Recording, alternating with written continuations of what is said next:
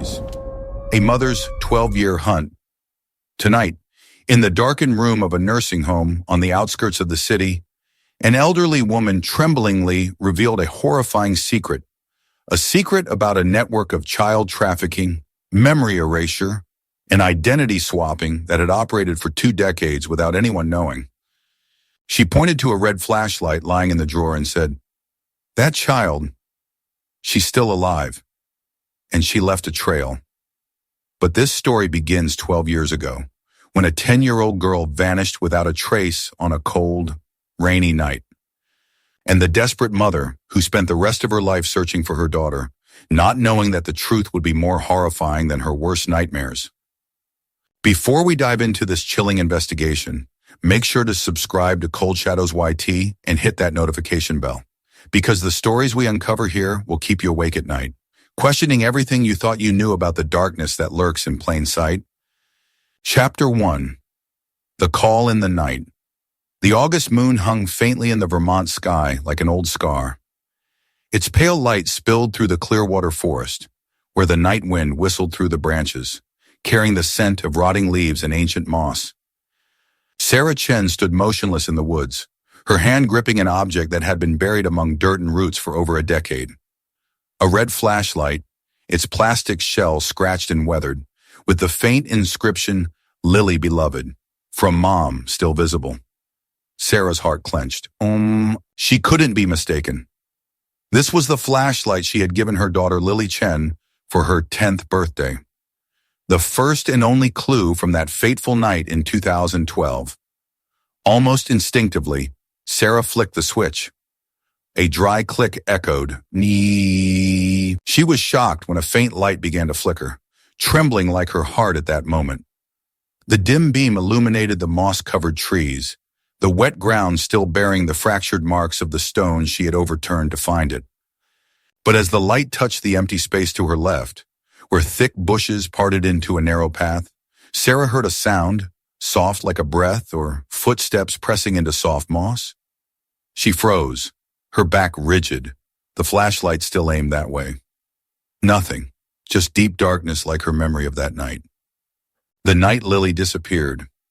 Everything flooded back to Sarah like a blurry film reel, speeding through the chaotic sounds of helicopters, police sirens, and the meaningless reassurances of those around her. Flashback. The night of fate.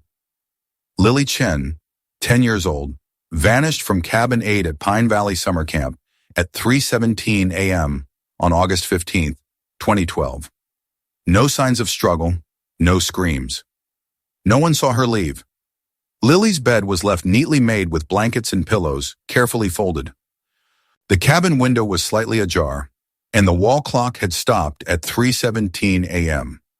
Sarah was in Seattle at the time, on a 5-day work trip assigned by the hospital, and by the time she received the call from the camp, Lily had been gone for over 6 hours. The journey from Seattle to Millbrook felt like an endless nightmare. Every minute of that trip, Sarah imagined every possible accident, every theory, from her daughter getting lost in the forest, being kidnapped, to leaving the cabin herself in a foolish prank. But no theory held up against the terrifying silence of the scene. Search dogs were deployed. Helicopters scoured the forest for over 2 weeks. Volunteers turned over every bush, every crevice, every stream. Not a single trace. No blood, no dropped shoes, no cries for help. Just emptiness. And the eyes in the last photo Sarah took of her daughter, eyes looking up, sunlight filtering through her hair, a half smile as if she had something left unsaid. That photo was plastered on hundreds of flyers across Vermont, then broadcast on TV. Lily Chen, 10 years old, 4'5", brown hair, gray eyes, disappeared while attending summer camp. But months passed, years passed. No one called. No one recognized her. No one saw her. Sarah's husband, Lily's father, lasted 3 years after the disappearance before leaving. No explanation, no tears. Sarah stayed in Millbrook, living with memories and a drawer full of case files, maps, and old articles about Pine Valley. Chapter 2. 12 years later, the town of Millbrook, after 12 years, seemed to have shed a thin layer of skin. Storefronts changed signs. The library got a facelift. A few trees were cut down to expand parking lots.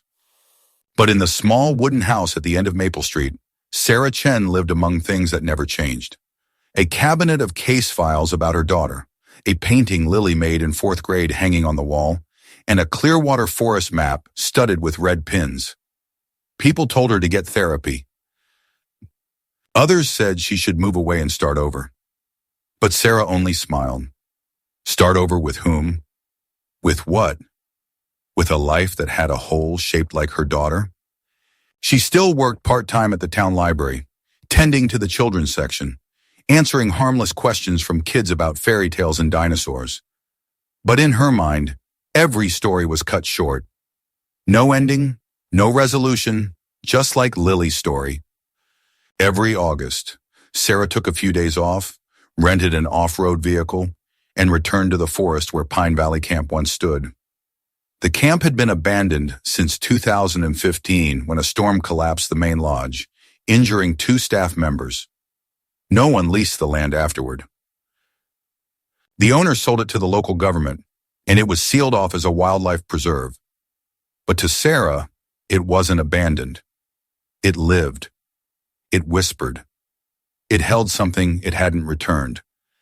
This year, on the morning of August 12th, she received an email from a ranger named David Park. Ms. Chen, I understand you've searched for clues around the Pine Valley area. Last week, while patrolling the western part of Clearwater Forest, I came across some old metal objects unearthed after rain. Among them was a red flashlight that matches the description in your daughter's missing person file. If you have time, I can take you back there. Sarah read the email 3 times. Her eyes lingered on 2 words, red flashlight. A simple phrase, but it dragged up a flood of memory sounds. The familiar click of the switch, Lily's giggles during her first camping night. Mom, this light makes me feel like a time traveler. She printed the email, folded it, and tucked it into her shirt pocket close to her heart. Chapter 3. The First Discovery. That afternoon, Sarah loaded her off-road vehicle with hiking clothes, a headlamp, non-slip boots, a map, and something she hadn't let out of her sight for more than 10 feet in 12 years. The only photo of Lily taken the morning she vanished. Braids in her hair, an olive green jacket with Chen embroidered on the chest, holding the red flashlight to the sky as if challenging fear itself. The police had concluded Lily might have run away. They offered theories. She argued with a bunkmate, got upset, wandered off, and got lost. Maybe someone lured her out. Maybe it was a kidnapping, but there was no evidence. No one saw anything. No one heard anything. The security camera was broken from the rain. A few children's accounts were dismissed as unreliable. Every theory crumbled against the absolute silence of the scene.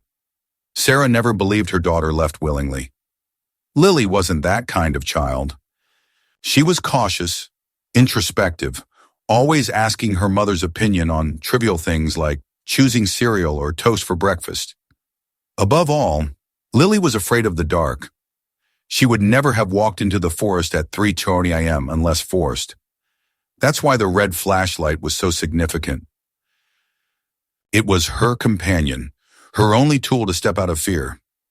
If that flashlight was truly found in the forest, far from the cabin, then everything they thought they knew was wrong. Sarah arrived at the meeting point on time. David Park was a lanky young man with a patchy beard and uneasy eyes when he shook her hand.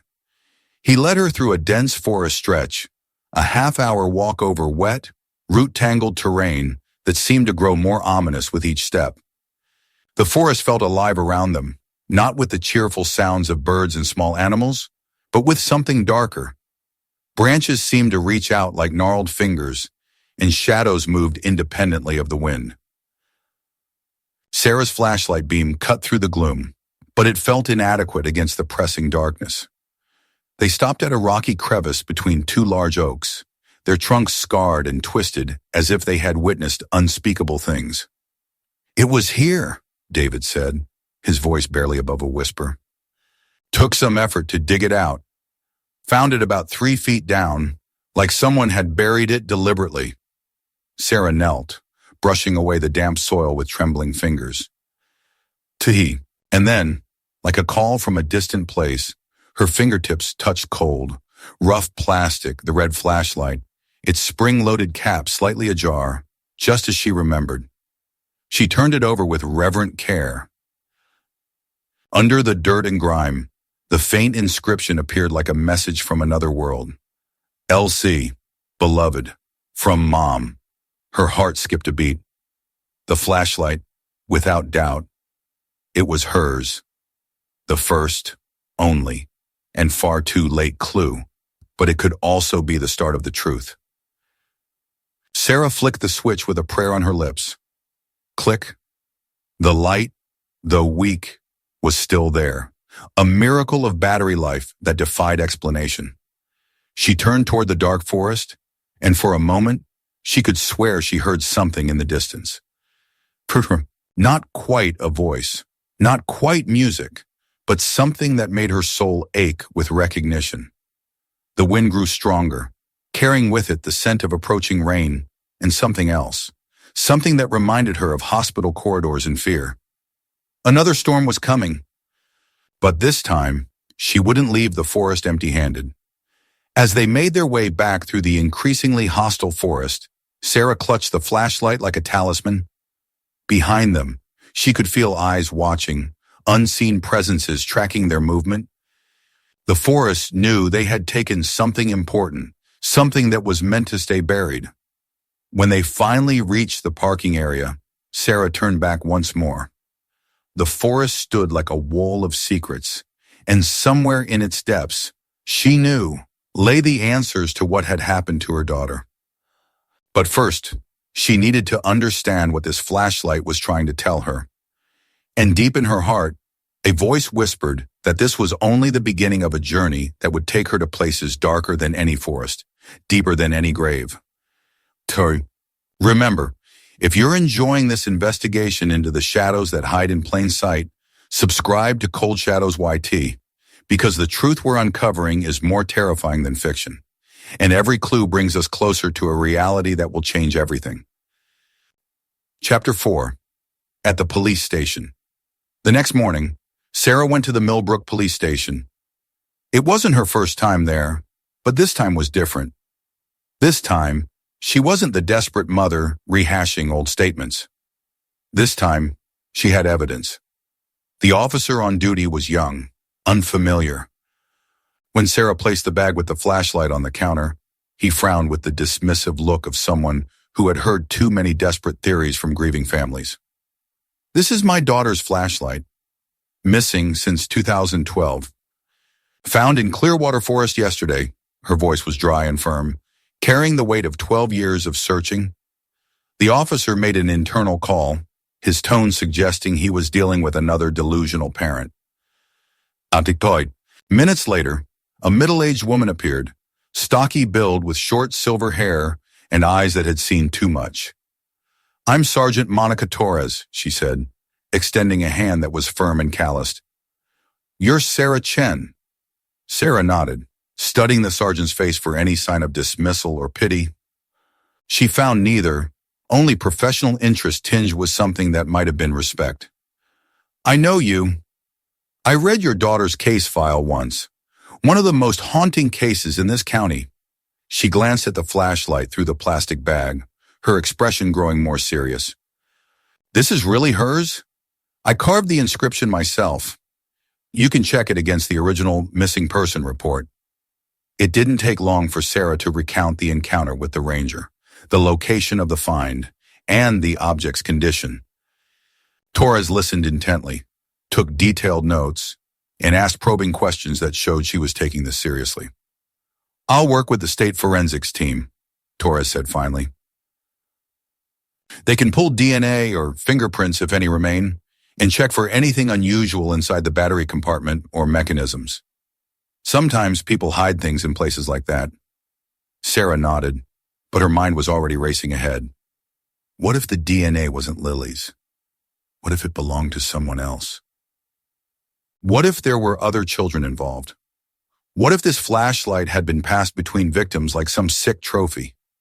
She left the station near noon, but instead of going home, she made another stop, one that would prove even more crucial to unraveling the mystery. The questions multiplied in her mind as she drove through the familiar streets of Millbrook, streets that had once felt safe but now seemed to hide secrets in every shadow.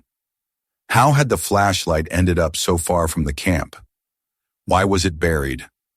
And most importantly, was Lily still alive?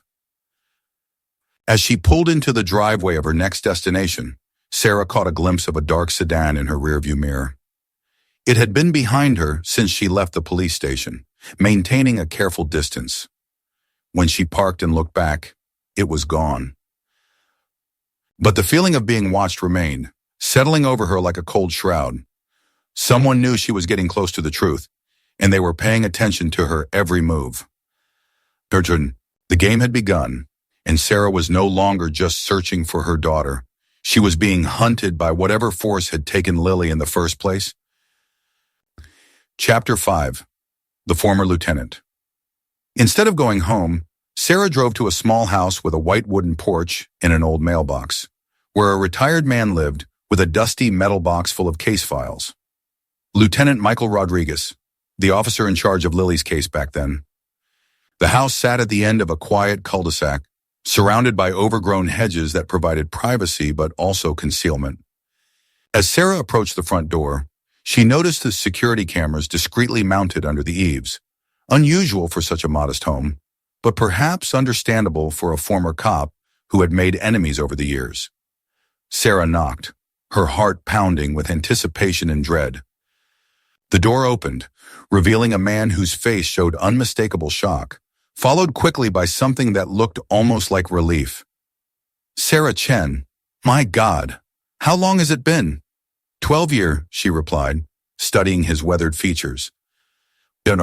Rodriguez had aged more than the years would suggest, deep lines etched around his eyes and mouth, gray threading through what had once been black hair. And I need to talk. Rodriguez invited her in, his movements careful and deliberate. The house had the feel of a man living alone with his regrets. Sparse furniture, faded photographs on the mantel, and the lingering smell of black coffee and old cigarettes. He brewed coffee with the methodical precision of someone who had performed this ritual countless times for victims' families, and as if no years had passed, they sat across from each other at the kitchen table.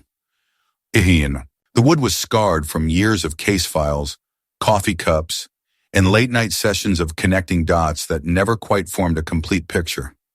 Sarah placed the photo bag on the table with ceremony. I found Lily's flashlight. Rodriguez stopped breathing for a moment, his coffee cup suspended halfway to his lips. Then he set it down with hands that trembled almost imperceptibly. I remember it, he said, his voice heavy with memory.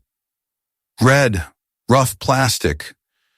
She carried it everywhere, like a security blanket. He paused, looking directly at Sarah. Where? It was in the forest near a rocky crevice in the northwest part of Clearwater, not near the cabin, almost 2 miles away. Someone left it there recently. Rodriguez? The battery still worked. Rodriguez frowned, leaning forward with the intensity she remembered from the original investigation. We searched that area, but only superficially. The northwest section was deemed too dangerous for a child to reach alone. Steep ravines, unstable ground, thick undergrowth. But if someone else was involved, then this is proof they were there, Sarah finished, and might have returned to plant evidence. Rodriguez sat still, his cop instincts warring with the caution of a man who had been forced into retirement under circumstances he rarely discussed. He was no longer a lieutenant, no longer had authority or resources. But in his eyes, something flickered to life. Not duty, but guilt and the chance for redemption. I let that case slip into oblivion, he said slowly, each word carefully measured.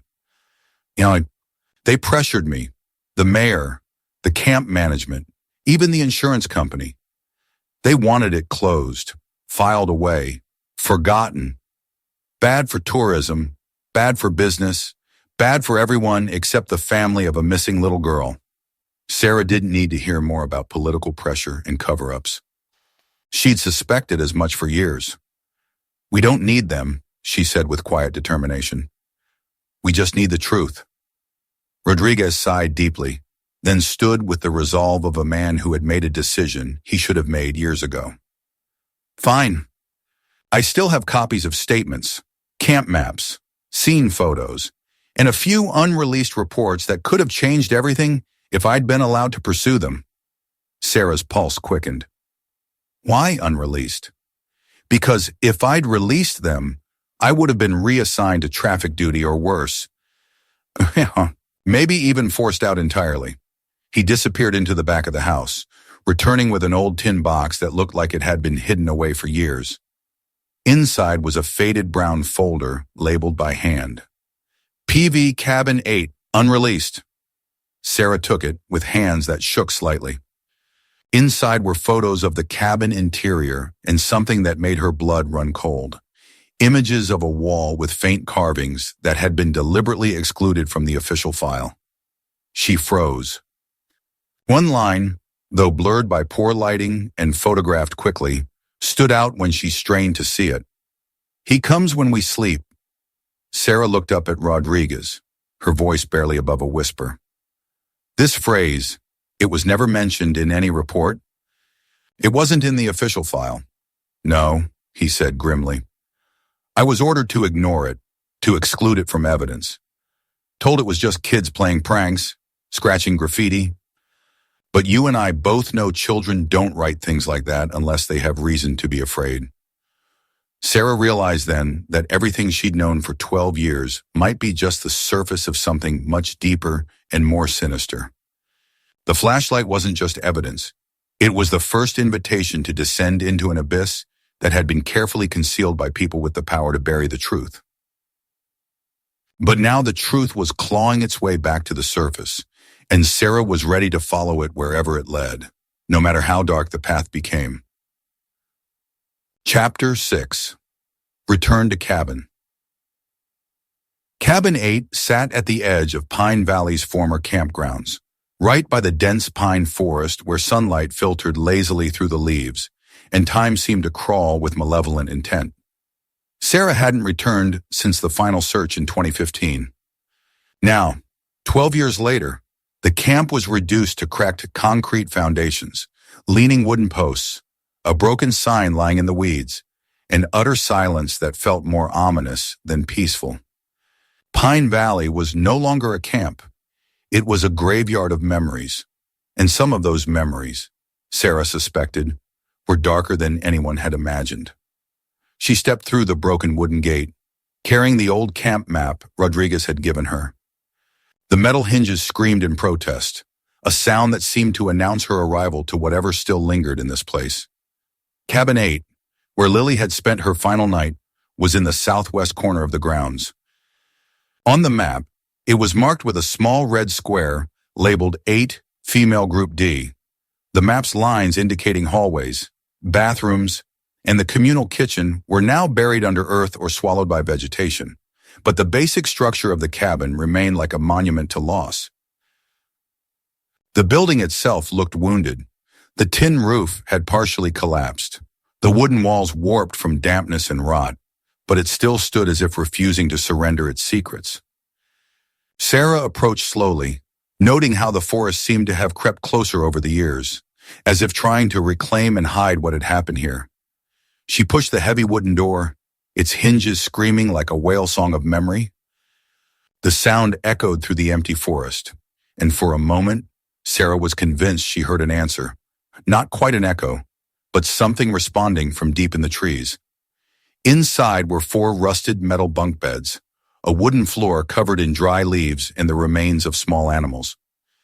The air was thick with the smell of mold, moisture, and something else. Something that reminded her of fear, as if terror itself had soaked into the walls and never left. Sarah stepped in quietly, her flashlight sweeping every corner methodically. Each step felt like treading on echoes of the past. Laughter, nighttime stories, her daughter's voice calling, "Mom, tomorrow I'm going to be the lead scout, okay?" She reached the far wall where Rodriguez's photo had shown the strange carved words. Sarah knelt, dust coating her knees, and wiped the wood gently with a handkerchief. She aimed her flashlight with the reverence of an archaeologist uncovering an ancient text.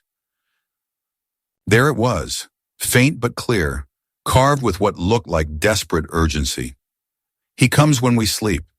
The words were scratched with a blunt, sharp object, maybe a fingernail, a spoon's edge, or a hairpin wielded by small, terrified hands. Sarah's fingers traced the letters, each one ice cold, not from the forest breeze, but because they matched a line from Lily's diary that she had found years later. "Last night, I saw a shadow at the window, but I didn't dare call anyone. I know he only comes when everyone's asleep." Sarah swallowed hard, the implications washing over her like a cold tide. Her daughter had tried to warn someone, had left a message carved into the wall where other frightened children might see it and understand they weren't alone in their terror. She stood, turning her flashlight to the corner bunk, Lily's bed. A tattered curtain still hung from a nail, and beneath it, something caught her eye. A small piece of paper was wedged into a wooden crevice, as if placed there deliberately. Sarah bent down and plucked it out with tweezers, blowing gently to remove years of accumulated dust. The ink was smudged but still legible, written in a child's careful handwriting. "Don't trust the blue shirt. He has the keys." Sarah's heart stopped. She remembered Marcus Brennan, the camp manager, always wore a blue shirt during the summer months. He was the only one with master keys to every cabin, the only one who could move freely through the camp at night without raising suspicion. The police had questioned him extensively, but he had what seemed like an airtight alibi, claimed he was sleeping in the camp office, confirmed by a security guard who swore Brennan never left the building. But Sarah had never fully believed it, and now this note, if it was Lily's final warning, suggested her instincts had been right all along. She carefully placed the paper in a nylon evidence bag, noting the exact location where she'd found it. "Sir," the methodical care felt important, as if she were building a case that would finally bring justice for her daughter. Suddenly, a sharp crack of a breaking branch came from outside, close enough to make Sarah's skin crawl. She snapped off her flashlight immediately, plunging the cabin into darkness that felt alive with malevolent presence. Silence stretched like a held breath. The wind rustled leaves with innocent sounds, but underneath that, she could hear them.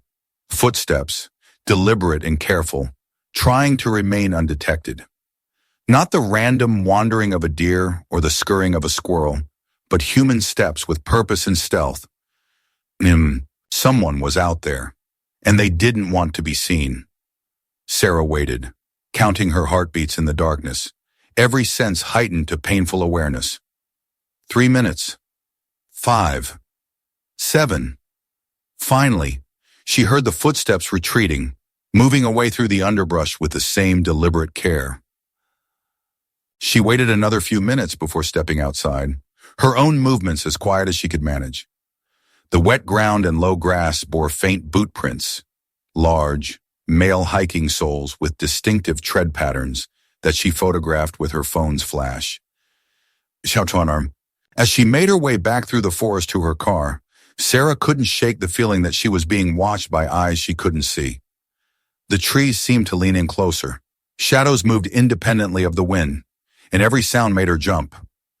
On the drive back to town, she called Rodriguez, her voice tight with controlled fear. "The writing is still in cabin 8, exactly where your photos showed it. And I found another note, mentions the blue shirt and keys, just like we suspected." Rodriguez was silent for a moment, and when he spoke, his voice carried a weight of knowledge that chilled her. "Brennan died last year. Stroke. But his wife is still alive, lives on the outskirts of Riverside now." Sarah's response was immediate and determined.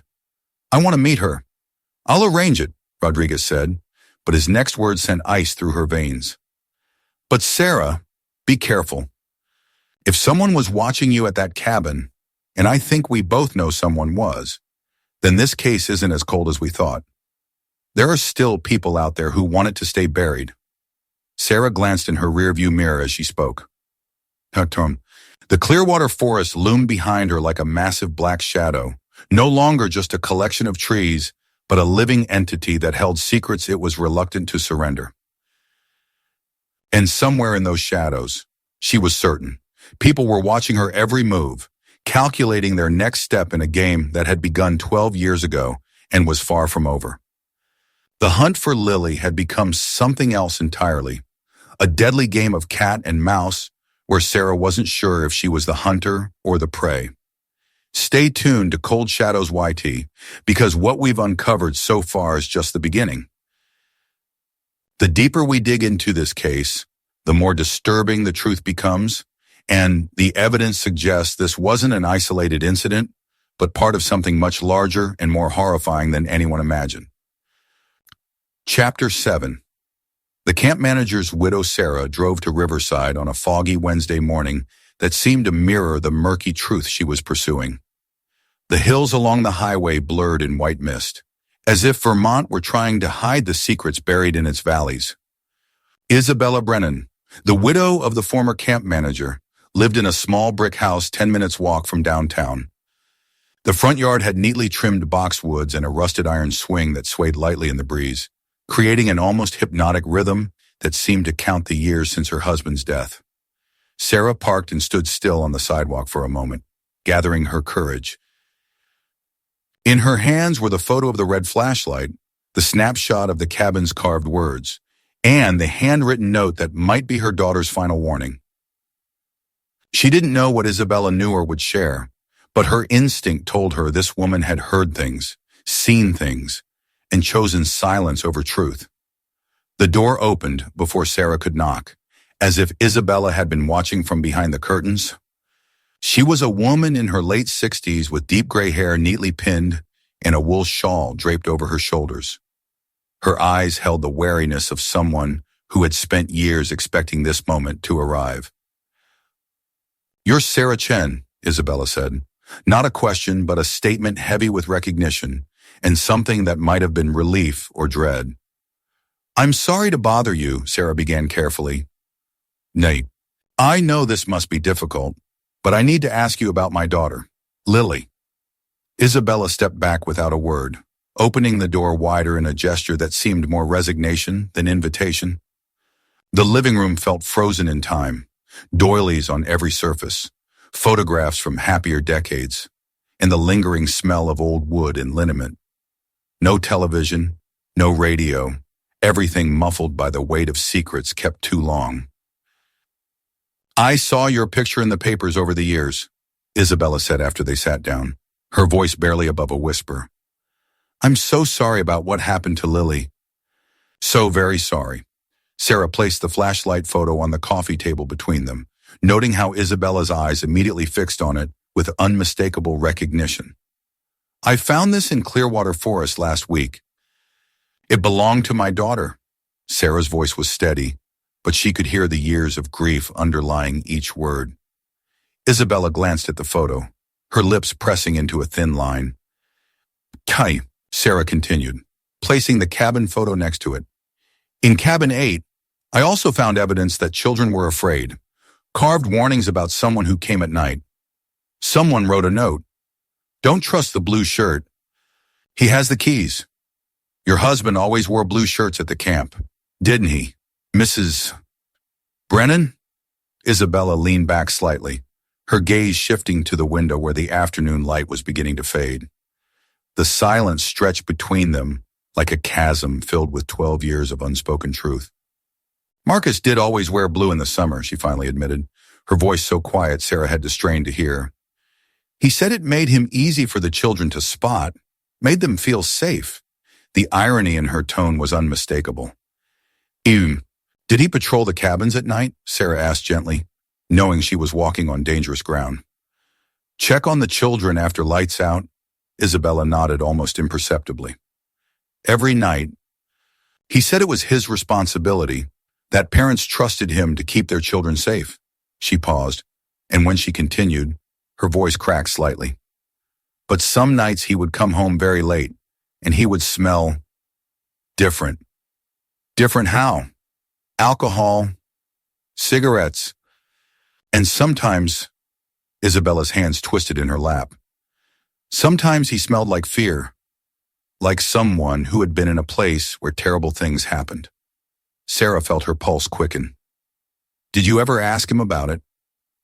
Once. He said he'd had to discipline a difficult child and that some kids needed to learn respect the hard way. When I pressed for details, he got angry, angrier than I'd ever seen him. Isabella's eyes filled with tears she had been holding back for years. I was afraid of him when he got like that. Afraid of what he might do. Sarah leaned forward carefully. Mrs. Brennan, did you ever suspect that Marcus might have hurt the children in his care? The question hung in the air like a physical presence. Isabella's breathing became shallow, and for a moment, Sarah thought she might not answer. Then, in a voice barely audible, there was a storage shed behind the main lodge.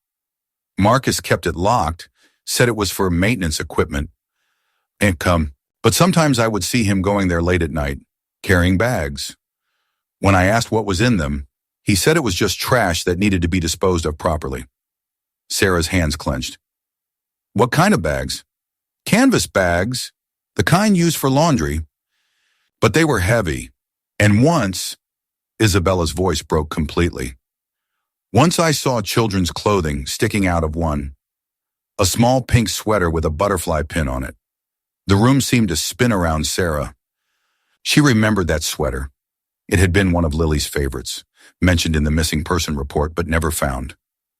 Did you tell anyone about this? Sarah managed to ask. Isabella shook her head, tears flowing freely now. I was terrified. Marcus wasn't just my husband. He was connected to important people in town. The mayor, the police chief, several wealthy families whose children attended the camp. I knew that if I spoke up against him without proof, it would be my word against all of theirs. But after Lily disappeared, after your daughter vanished, Marcus became different.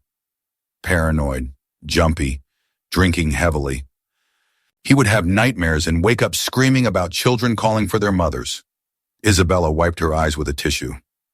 I think what happened to Lily broke something in him, some last piece of his conscience.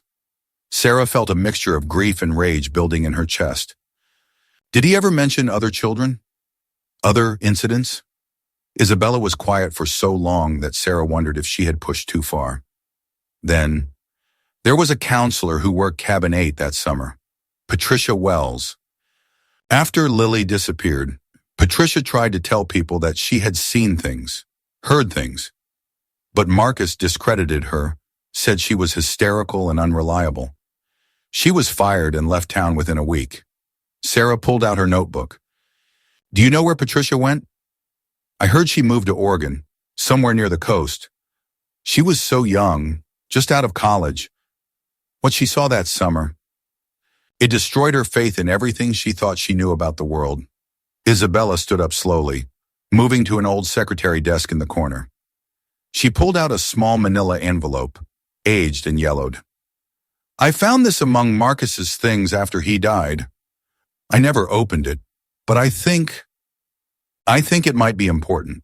Sarah took the envelope with trembling hands. It was sealed, with insurance written on the front in Marcus's handwriting. Mrs. Brennan, why are you giving this to me now? Isabella looked at her with eyes that held 12 years of guilt and sleepless nights. Because I've been carrying this weight for too long, and because somewhere out there might be other parents like you, still searching, still hoping. If there's any chance this could help find answers. Sarah carefully opened the envelope. Yeah. Inside was a single sheet of paper, a list of names, dates, and locations. Her blood ran cold as she read.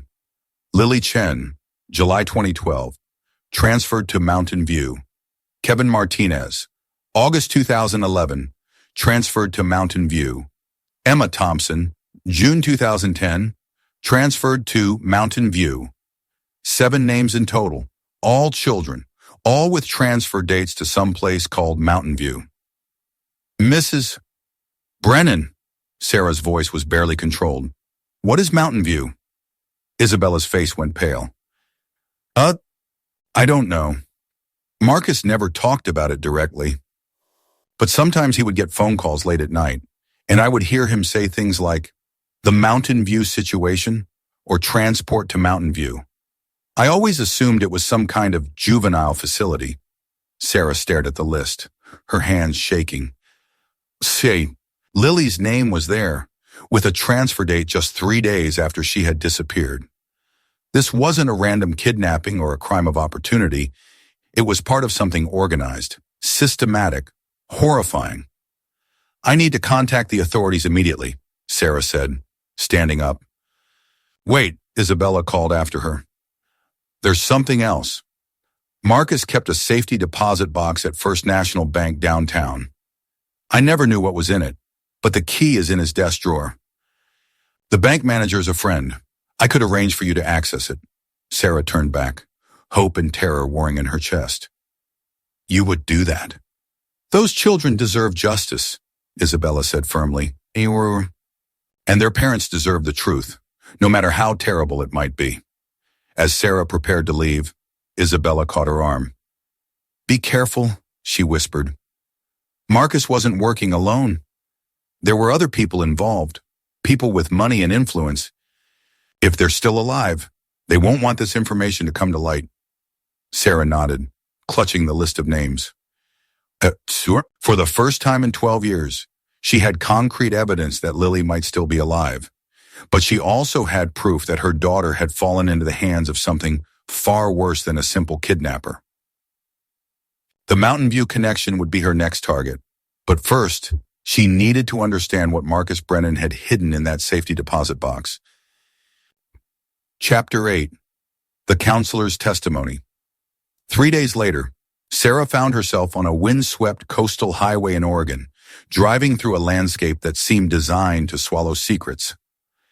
The Pacific Ocean stretched endlessly to her left, while dense forests pressed close to the right side of the road, creating a corridor between 2 vast unknowns. Bandon Point was a small fishing village where narrow streets wound around hills like nervous thoughts, and lighthouses stood like sentinels guarding memories that some people desperately wanted to forget. The salty air carried the cries of seagulls and something else, a sense of people hiding from their past. Patricia Wells now taught 3rd grade at Bandon Elementary, living a quiet life that seemed carefully constructed to be as different as possible from her previous existence. Sarah had tracked her down through a combination of public records, social media breadcrumbs, and the kind of determined detective work that only a mother's desperation could fuel. The apartment building was weathered by coastal storms, its red brick facade stained with salt and time.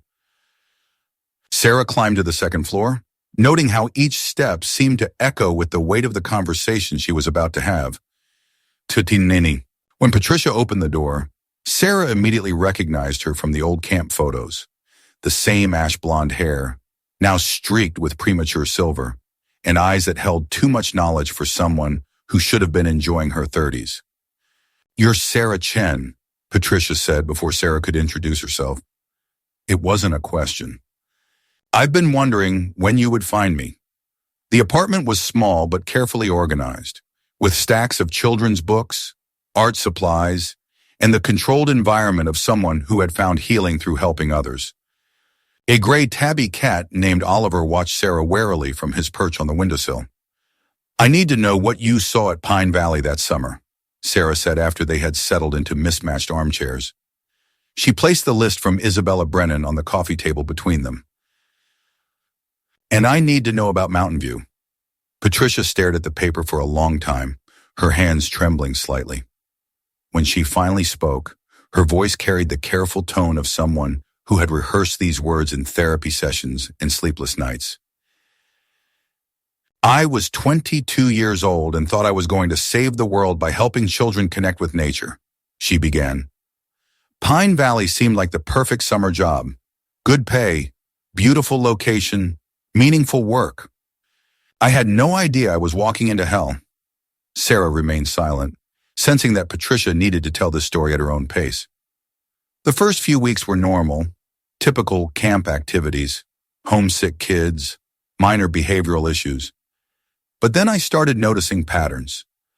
Certain children would be called to the main office late at night. They would come back different, quieter, more withdrawn, sometimes with bruises they couldn't or wouldn't explain. Patricia stood up and moved to the window, looking out at the ocean as if drawing strength from its endless horizon. Marcus Brennan ran that camp like his personal kingdom. He had connections with wealthy families, local politicians, even some law enforcement. Anyone who questioned his methods was quickly discredited or removed. "What happened the night Lily disappeared?" Sarah asked, her voice carefully controlled. Patricia turned back, her face etched with 12 years of guilt. "I was sleeping in the counselor's quarters when I heard voices outside. Not the usual camp sounds. These were adult voices, speaking quietly but urgently. I looked out my window and saw a van parked behind the maintenance shed. Sarah's heart began to race, but she forced herself to remain calm. What kind of van? White panel van, no markings. There were 3 men loading something into the back. Something wrapped in blankets that was about the size of a child. Patricia's voice caught. I should have done something immediately, but I was paralyzed with fear. By the time I found the courage to investigate, the van was gone. Did you see the men clearly? One was Marcus. I'm certain of that.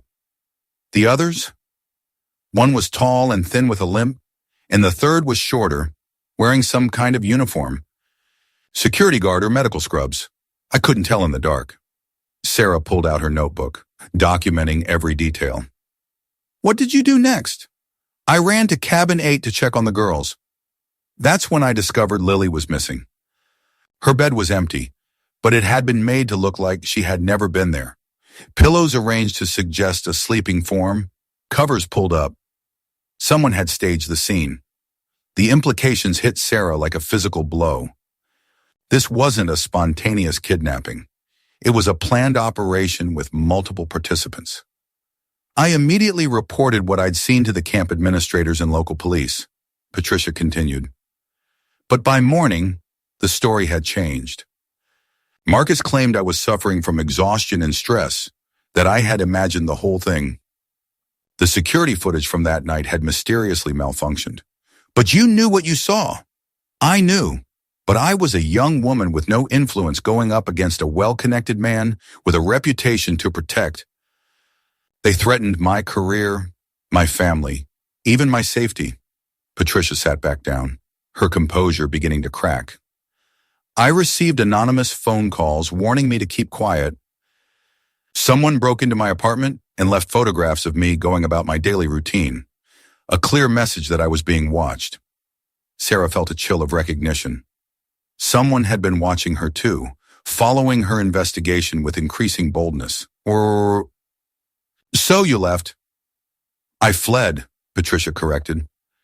I changed my name, moved across the country, and tried to build a new life.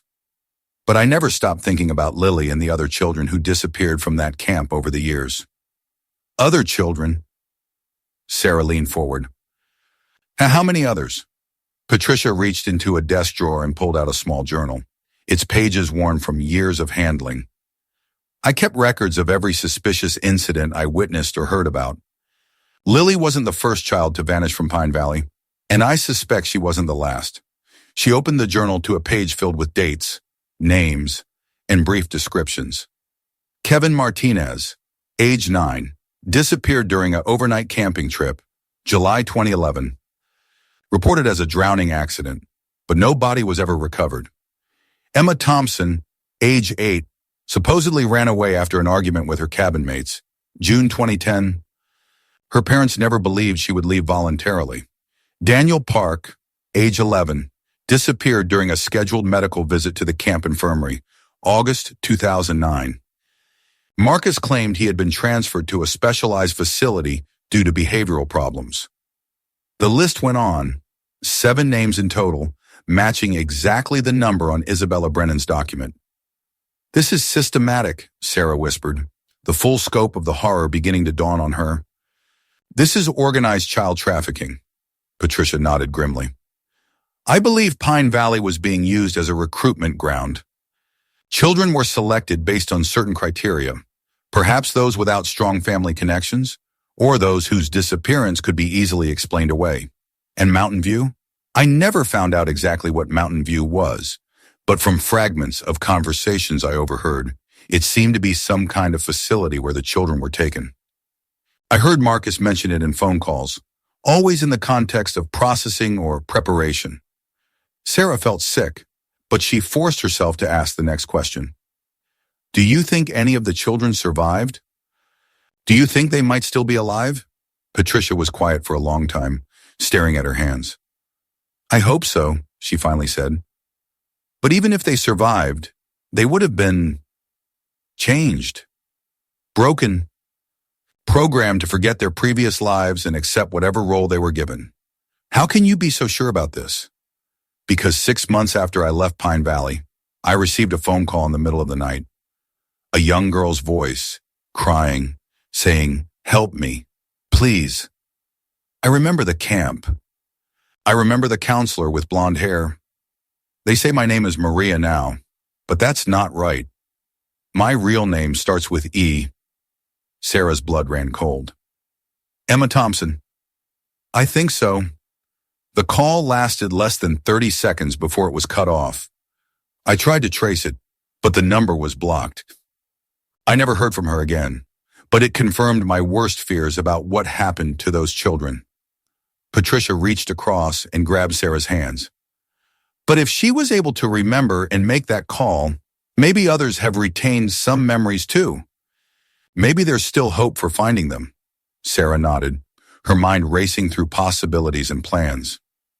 "I need everything you have on Mountain View, any scrap of information, any clue about its location.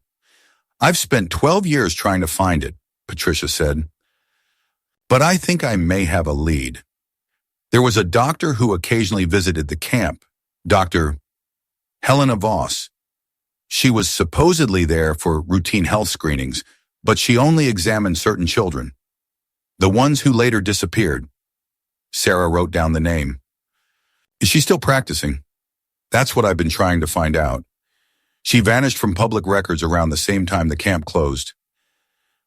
But recently, I found a reference to her in a medical journal.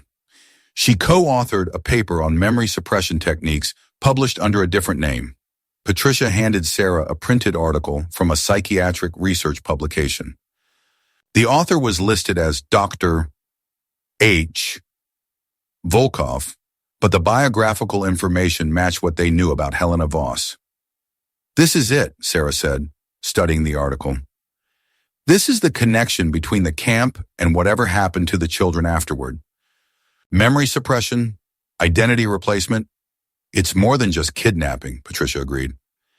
"It's the systematic destruction and rebuilding of human consciousness. And if Dr. Voss is still alive and practicing, she might be the key to finding the facility where the children were taken."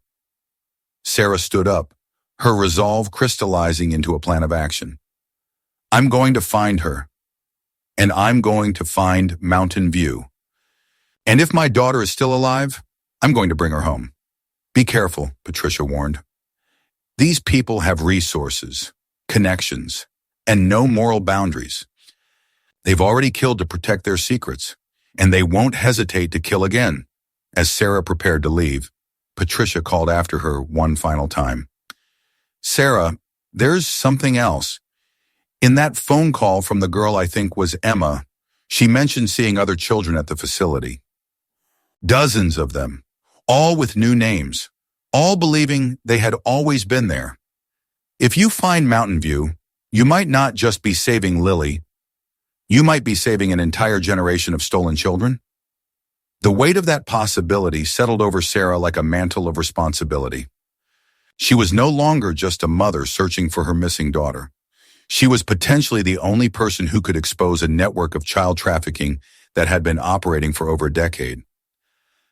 The Cold Shadows YT community has been following this investigation, and what we've uncovered keeps getting darker. The evidence suggests this isn't an isolated case, but part of a systematic operation that may still be active today. The search for Mountain View and Dr. Voss will determine whether this story ends in justice or becomes another buried secret. Chapter 9. The forensics breakthrough. Sarah returned to Vermont with Patricia's evidence and a growing sense that time was running out. The list of names, the medical journal article, and the testimony about systematic child disappearances painted a picture too horrifying to fully comprehend, yet too detailed to dismiss as coincidence. Her first stop was the Millbrook police station, where Sergeant Monica Torres was waiting with news that would change everything. "We got the forensics results back on your daughter's flashlight," Torres said, her expression grim.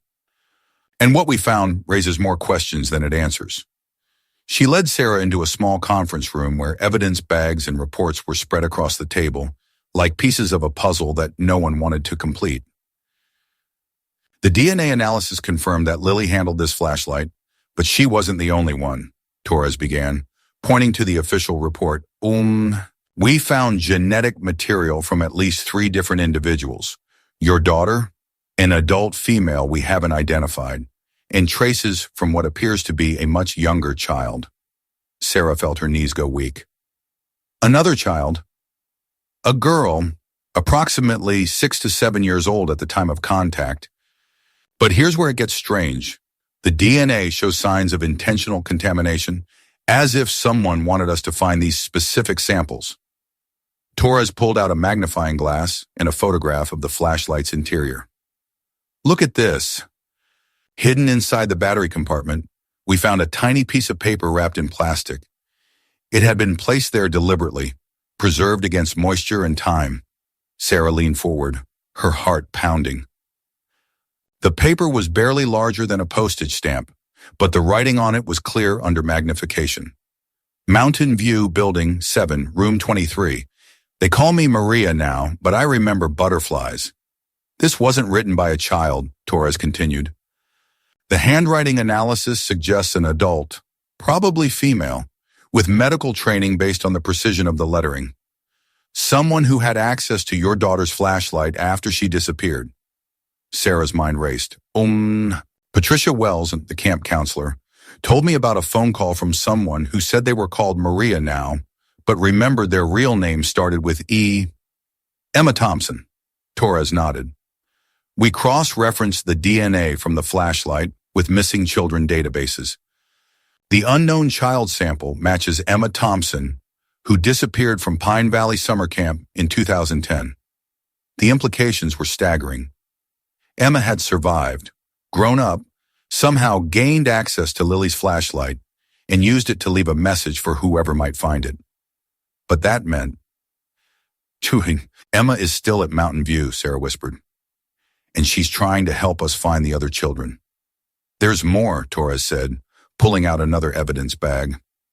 X-ray analysis of the flashlight revealed additional modifications. Someone had removed the original wiring and created a hidden compartment containing this. Inside the bag was a micro SD card, smaller than a fingernail.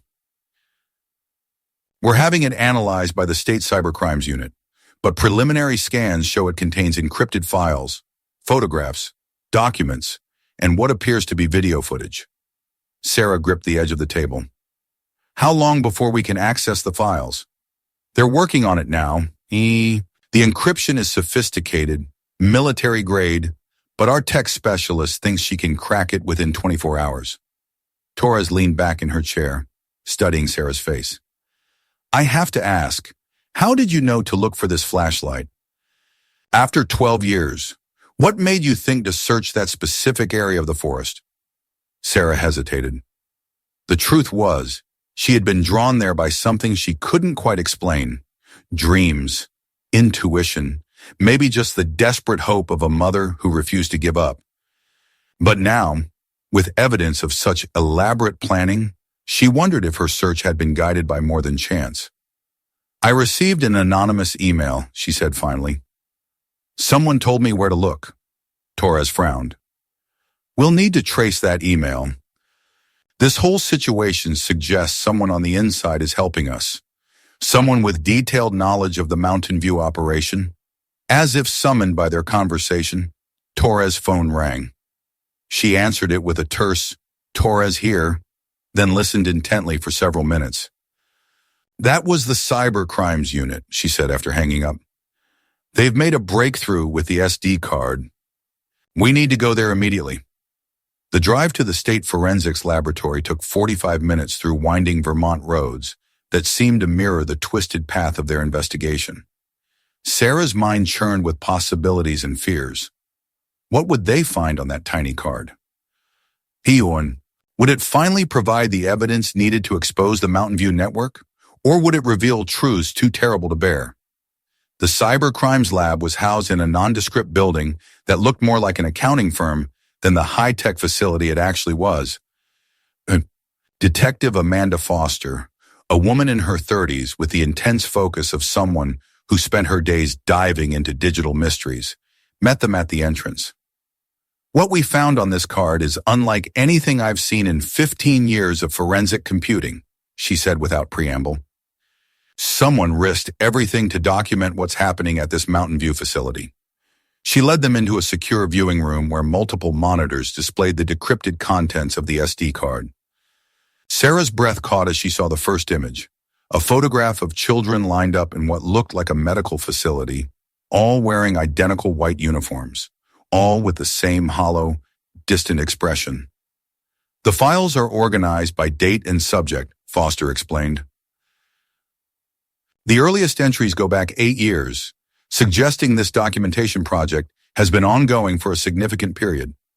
She clicked to a folder labeled New Arrivals. Sarah's heart stopped as she saw a photograph of a young girl with familiar features, older than when she had disappeared, but unmistakably Lily. The photo was labeled Subject 47, Processing Date, July 18, 2012, Assigned Identity. Anna Caldwell, Memory Suppression Protocol initiated. She was alive, Sarah whispered, tears streaming down her face. 3 days after she disappeared, she was alive at this facility. Foster nodded grimly. And, according to these records, she remained there for at least 6 years. The most recent photos of her are from 2018. Sarah studied the later photographs of her daughter, now a teenager, her face bearing the same distant expression as the other children, her eyes empty of recognition or hope. What happened to her after 2018, Sarah asked. That's where the documentation becomes more disturbing, Foster warned. There are files suggesting that older subjects who showed signs of memory recovery were transferred to what's called the Advanced Integration Program. She opened a video file that showed a clinical-looking room where teenagers were being interviewed by adults in white coats. The audio was poor, but Sarah could make out fragments of conversation. Complete identity replacement successful. Subject shows no recollection of previous life. Ready for placement with adoptive family. They're not just keeping the children, Torres realized. They're creating new identities for them and placing them with families who think they're adopting legitimate orphans. Sarah felt the room spinning around her. You mean Lily could be out there right now, living with strangers who have no idea she was kidnapped? It's possible, Foster said. But there's more. Look at this. She opened a file labeled Project Continuation that contained what appeared to be operational plans for expanding the Mountain View program. According to these documents, they've been refining their techniques and preparing to scale up operations. They have facilities planned for 3 additional states and connections to international adoption networks. The scope of the operation was breathtaking in its audacity and horror. This wasn't just about individual kidnappings. It was about the systematic harvesting and reprogramming of children on an industrial scale. There's one more thing, Foster said quietly. The person who compiled these files left a final message for whoever would eventually find them. She opened a text document that contained a single paragraph. To the families who never stopped searching, Your children remember more than they know how to express. The suppression techniques are imperfect, and fragments of their original selves survive in dreams and unconscious behaviors. Look for the signs: a preference for foods they shouldn't know, humming songs from their childhood, drawing pictures of places they've never officially been.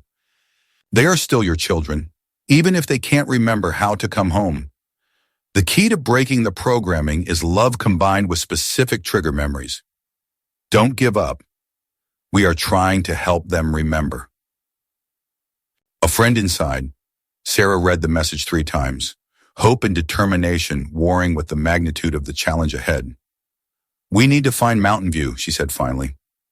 And we need to find it now, before they move operations or destroy evidence. Torres nodded. Based on the metadata from these files, our tech team has narrowed the facility's location to a remote area in northern New Hampshire, near the Canadian border. We're coordinating with federal authorities for a joint operation. How long? Sarah asked. 48 hours to finalize the tactical plan. This isn't just a rescue mission. It's going to be the largest child trafficking bust in New England history. As they prepared to leave the lab, Foster called Sarah back. Mrs. Chen, there's something else. Hidden in the code of these files is a list of names and current locations for children who have been placed in the adoption program. Your daughter's current name and address are on that list. Sarah's heart stopped. Where is she? Concord, New Hampshire. She's been living with a family named the Andersons for 3 years under the name Anna Caldwell. According to public records, she's enrolled in high school and appears to be living a normal life. The weight of this revelation was almost unbearable. Lily was alive, safe, but living as someone else with no memory of her real identity or family. I could see her, Sarah whispered. I could actually see my daughter after 12 years. You could, Torres agreed. But we need to be careful. If you approach her before we've shut down the Mountain View network, you could put her in danger. These people have killed to protect their operation, and they won't hesitate to eliminate loose ends. Sarah understood the logic, but every maternal instinct screamed at her to drive immediately to Concord and reclaim her daughter. The knowledge that Lily was less than 2 hours away felt like both a gift and a torture. 2 days, she said finally. I'll give you 2 days to plan the raid. But then, no matter what, I'm going to find my daughter and bring her home. The hunt for Mountain View was about to reach its climax, and Sarah Chen was no longer just a grieving mother. She was a key witness in what could be the most important child rescue operation in decades. For everyone following this investigation on Cold Shadows YT, we're approaching the moment of truth. The evidence we've uncovered points to a conspiracy that reaches far beyond one missing child, and the raid on Mountain View could expose a network of child trafficking that has operated in plain sight for years. But the question remains, will the authorities be able to shut down the operation before the perpetrators destroy evidence and disappear? And will the children who have been programmed to forget their real lives be able to recover their true identities? The answers lie just days away, in a remote facility in New Hampshire, where dozens of stolen children are waiting for someone to remember their real names and bring them home. Ari Chapter 10. The Mountain View Raid. The pre-dawn darkness of northern New Hampshire felt different from the familiar shadows of Vermont, heavier, more oppressive, as if the forest itself was complicit in hiding the horrors that lay ahead. Sarah sat in the passenger seat of an unmarked federal vehicle, watching the convoy of law enforcement vehicles snake through the mountain roads like a procession of justice finally arriving after years of delay. Special Agent Rebecca Martinez of the FBI's Crimes Against Children Unit had taken lead on the operation, coordinating with state police, federal marshals, and a specialized child recovery team. The woman was all business: short dark hair, sharp eyes, and the kind of focused intensity that came from years of pursuing the worst kinds of predators. Remember, Mrs. Chen, Martinez said as they approached the final checkpoint, once we breach that facility, your priority is to stay with Officer Thompson and let us handle the tactical situation. We don't know how many subjects are inside or what kind of security measures they've implemented. Sarah nodded, but her hands were clenched so tightly her knuckles had gone white. Somewhere in the building they were approaching, her daughter was living under a false identity, programmed to believe she was someone else entirely. The thought that Lily might not recognize her, might even be afraid of her, was almost unbearable. The Mountain View facility materialized out of the morning mist like something from a dystopian nightmare. What appeared from a distance to be a modest medical complex revealed itself up close as a fortress designed to keep secrets. The main building was a sprawling, 3-story structure of gray concrete and tinted windows, surrounded by a 12-foot fence topped with razor wire. Security cameras tracked their approach with mechanical precision, and Sarah could see armed guards moving behind the windows. "Jesus," muttered Officer Thompson, a veteran of the State Police Tactical Unit. "This looks more like a prison than a medical facility." Agent Martinez spoke into her radio. "All units, this is Control. Target acquired. Beginning Operation Homecoming. Remember, the priority one is the safety of the children inside. These kids have been through enough trauma." The convoy split into predetermined positions around the perimeter. Sarah watched through binoculars as tactical teams moved into position, their movements coordinated with the precision of a military operation. But this wasn't about conquest, it was about liberation. At exactly 6 a.m., the operation began. The first breach came at the main entrance, where a specialized team used a battering ram to destroy the reinforced doors. Simultaneously, teams entered through service entrances and emergency exits, flooding the facility from multiple directions to prevent anyone from destroying evidence or harming the children. Sarah heard the distant sound of flash-bang grenades and shouted commands over her radio headset. "Federal agents, everyone on the ground. Building secure, moving to second floor. We have multiple juveniles in the East Wing, requesting medical support." The wait felt endless. Sarah sat in the command vehicle, listening to fragmentary reports that painted a picture of systematic horror being exposed room by room. Room 12, 6 children, ages 8 to 14, all in medical restraints. File room located, thousands of documents, photos, medical records. Subject found attempting to destroy computer servers. Suspect in custody. 27 minutes after the operation began, Agent Martinez's voice crackled through the radio with the words Sarah had been waiting 12 years to hear. "Control to all units. We have visual confirmation on Subject 47. Repeat, we have found Anna Caldwell, a.k.a. Lily Chen. She's alive and appears physically unharmed." Sarah's vision blurred with tears of relief and terror. Her daughter was alive, but what condition would she be in after 6 years of psychological manipulation?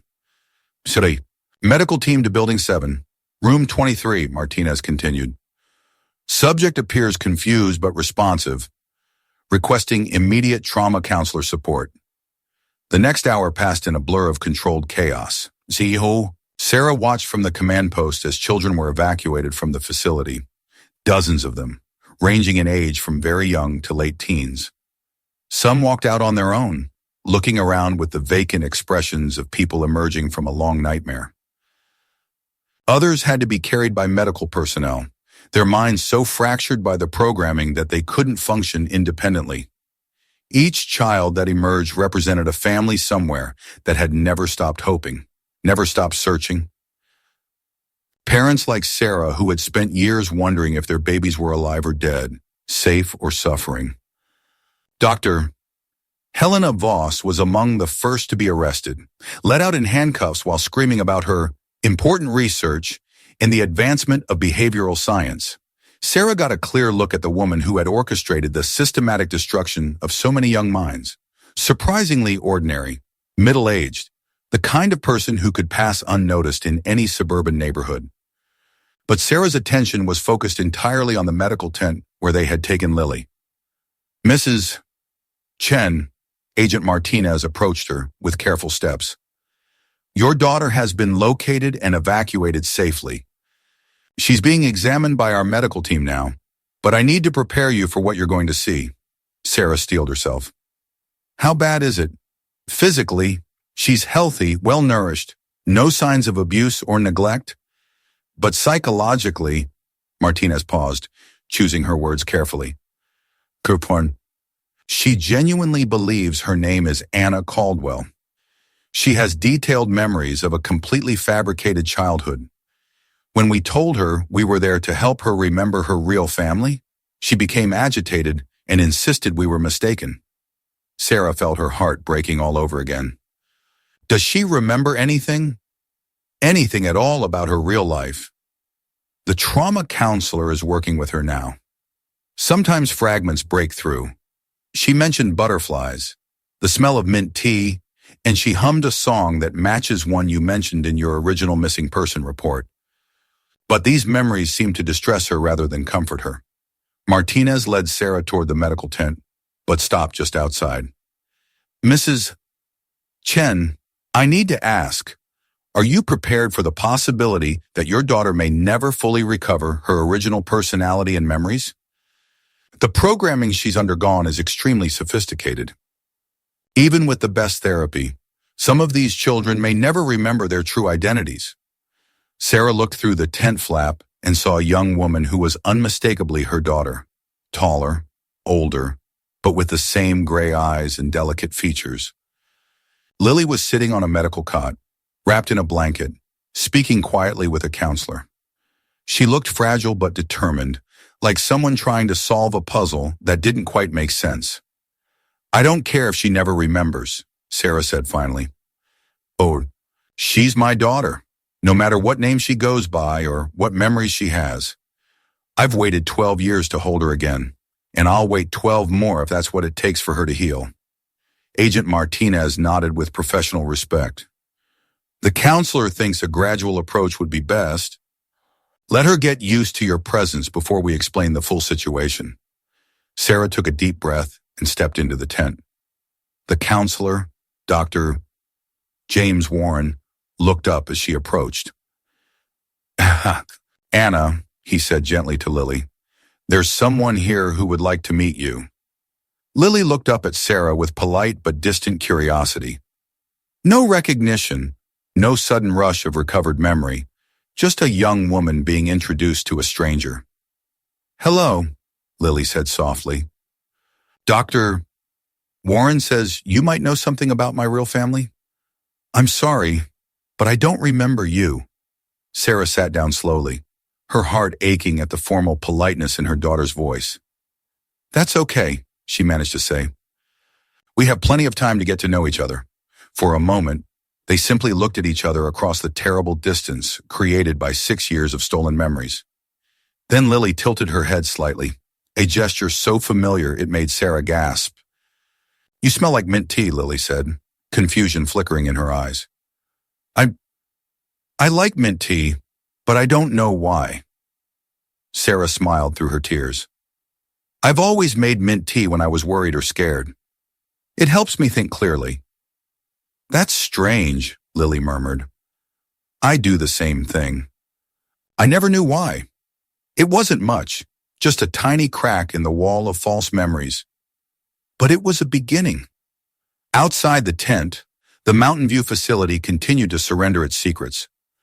Files documenting decades of child trafficking, medical records of memory suppression procedures, financial records showing payments from wealthy families seeking custom adoptions, and video evidence of the systematic psychological abuse that had been inflicted on dozens of innocent children. The scope of the operation was even larger than they had imagined.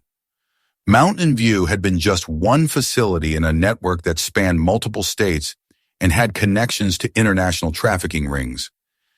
The children recovered from this single location represented only a fraction of the victims who had been processed through the system over the years. But for Sarah, the only thing that mattered was the young woman sitting across from her, slowly beginning to remember the taste of mint tea and the meaning of butterfly pins. The long journey home was just beginning, but for the first time in 12 years, Sarah Chen was no longer searching for her daughter. She was learning to know her all over again. Chapter 11. Fragments of Memory. The rehabilitation facility in Burlington, Vermont, looked nothing like the sterile horror of Mountain View.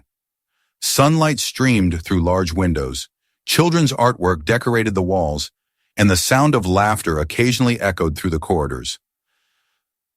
It was a place designed for healing, not control.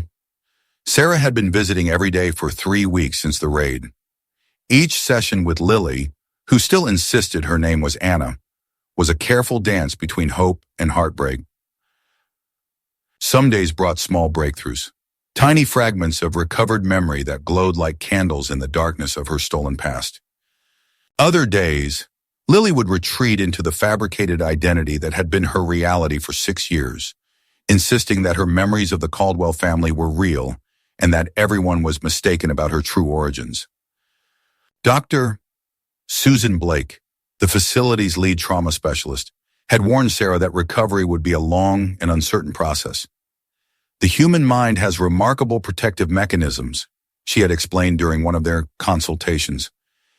When children are subjected to intensive memory suppression techniques, their consciousness doesn't just forget, it builds elaborate alternative structures to fill the void. Breaking down those structures without causing additional psychological damage requires extreme patience and skill. Today felt different, though. When Sarah arrived for her afternoon visit, she found Lily sitting by the window in the common room, sketching in a notebook with unusual intensity.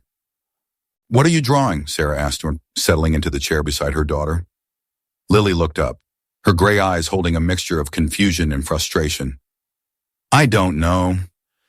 I keep seeing images in my dreams, and when I try to draw them, they come out like this." She held up the sketch pad, and Sarah's heart stopped. The drawing showed a small cabin surrounded by pine trees, with remarkable detail and accuracy. It was Cabin 8 from Pine Valley Summer Camp, drawn from the perspective of someone who had been inside it. "Do you remember this place?" Sarah asked carefully. Lily stared at the drawing, her brow furrowed in concentration. "Not exactly, but sometimes I wake up and I can smell pine needles and hear other girls talking. There's a woman with blonde hair who seems kind, and there's someone else, someone who makes me afraid. But when I try to remember more, it slips away like water." Sarah felt tears building but forced herself to remain calm. Patricia Wells had blonde hair, and Marcus Brennan would certainly have been a source of fear for the children in his care. "The woman with blonde hair," Sarah said gently. "Can you remember anything else about her? She read stories at night. And once, when I was scared, she let me keep a flashlight under my pillow." Lily's hand moved unconsciously to her throat, as if reaching for something that was no longer there. "It was red, I think, or maybe yellow." The details keep changing. Sarah reached into her purse and pulled out the red flashlight that had started this entire investigation. She placed it carefully on the table between them. Lily's reaction was immediate and dramatic. Her face went pale, her hands began to tremble, and she stared at the flashlight as if it were a poisonous snake. "Where did you get that?" she whispered. "It was yours," Sarah said softly. "Before Mountain View, before Anna Caldwell. You were a little girl who loved butterflies and was afraid of the dark. So your mother gave you this flashlight to keep you safe." Lily reached out with one shaking finger and touched the flashlight's surface. Wow. The moment her skin made contact with the plastic, something shifted in her expression. A flicker of recognition, so brief it might have been imagination. "Turn it on," she said suddenly. Sarah flicked the switch, and the familiar weak glow filled the space between them. Lily stared at the light with absolute focus, as if trying to unlock a door that had been sealed for years. "I remember," she whispered, so quietly Sarah had to lean forward to hear. "I remember hiding under blankets when the bad man came to check the rooms. The light made me feel safe, like my mother was there protecting me." Sarah's heart soared. "Do you remember your mother?" Lily closed her eyes, still bathed in the flashlight's glow. "Mint tea. She always made mint tea when she was worried. And she would tie my hair off center because I liked it that way. She had sad eyes sometimes, like she was carrying too much weight. The memories were fragmentary, incomplete, but they were real. Sarah could see her daughter struggling to reconcile these recovered images with the false memories that had been implanted in her mind. "Anna isn't my real name, is it?" Lily asked, opening her eyes to look directly at Sarah for the first time with genuine recognition beginning to dawn. "No," Sarah said, her voice thick with emotion. "Your real name is Lily. Lily Chen. And I'm your mother." The words hung in the air between them like a bridge across an impossible chasm. Lily studied Sarah's face with new intensity, searching for something familiar in features that should have been as known as her own reflection. "You've been looking for me," she said, not quite a question. "For 12 years. Every day. I never stopped believing you were alive. Never stopped hoping I would find you." Lily reached across the table and took Sarah's hand, the first voluntary physical contact between them since the reunion. Her grip was tentative but real, the touch of someone testing whether an impossible dream might actually be true. "I remember butterflies," she said suddenly. "Pink ones. You bought me a butterfly hair clip for my birthday." Sarah nodded, tears flowing freely now. "You wore it every day until you lost it on the playground at school. And there was a cat, orange and white. His name was..." Lily's face scrunched in concentration. "Mango," Sarah finished. "Because you said he was the color of your favorite fruit." "Mango," Lily repeated, and suddenly she was crying too. Not the controlled tears of Anna Caldwell, but the raw, healing sobs of a child who was finally remembering home. Dr. Blake, who had been observing from across the room, approached quietly.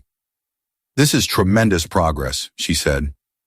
"The fact that specific memories are returning with such clarity suggests that the suppression techniques weren't completely successful. Your daughter's original personality was deeply buried, but never fully destroyed."